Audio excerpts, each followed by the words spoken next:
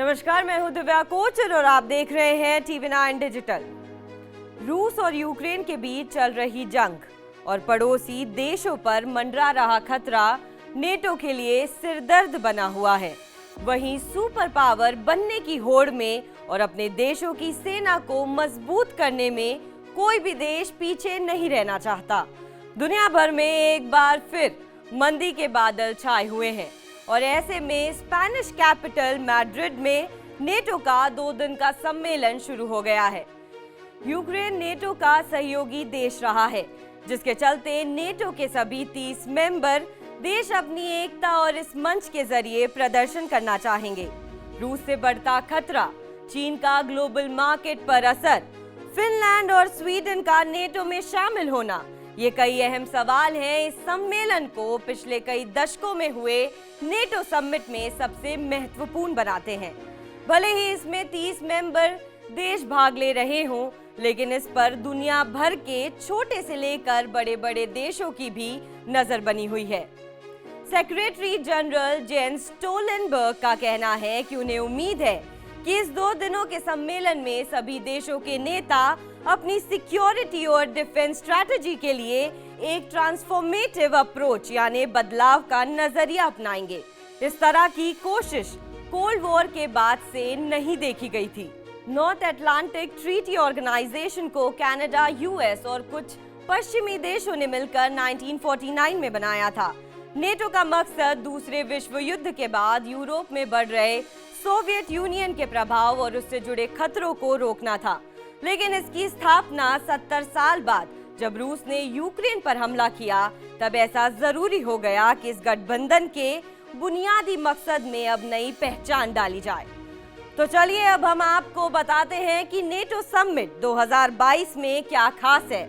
सम्मेलन के दौरान नेटो के अधिकारी इस गठबंधन के न्यू स्ट्रैटेजिक कंसेप्ट को मंजूरी देंगे। न्यू स्ट्रैटेजिक कंसेप्ट के तहत एक बदलते हुए सुरक्षा माहौल में नेटो का मकसद और स्वरूप सुरक्षा के लिए बुनियादी जरूरत और चुनौतियों की रूपरेखा तैयार की जाएगी। बता दें कि साल 2010 के स्ट्रैटेजिक कंसेप्ट में नेटो और रूस के बीच बेहतर पार्टनरशिप की बात कही गई थी। वहीं इस साल रूस को नेटो की सुरक्षा के लिए खतरा बताया गया था। रूस से लगातार बढ़ते हुए खतरे को देखते हुए नेटो सम्मेलन का अहम मुद्दा यूरोप में अपनी मिलिट्री प्रेजेंस यानी सैन्य मौजूदगी को बढ़ाना भी रहेगा।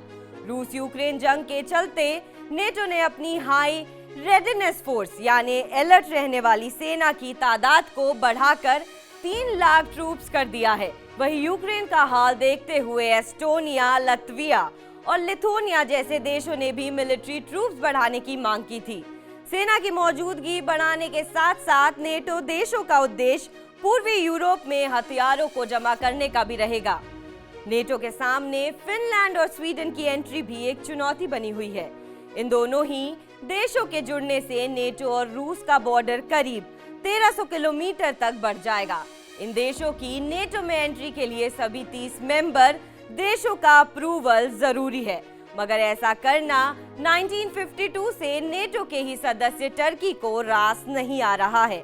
दरअसल टर्की ने फिनलैंड और स्वीडन पर आतंकी संगठन माने जाने वाले कुर्दिश ग्रुप को मदद करने का आरोप लगाया है।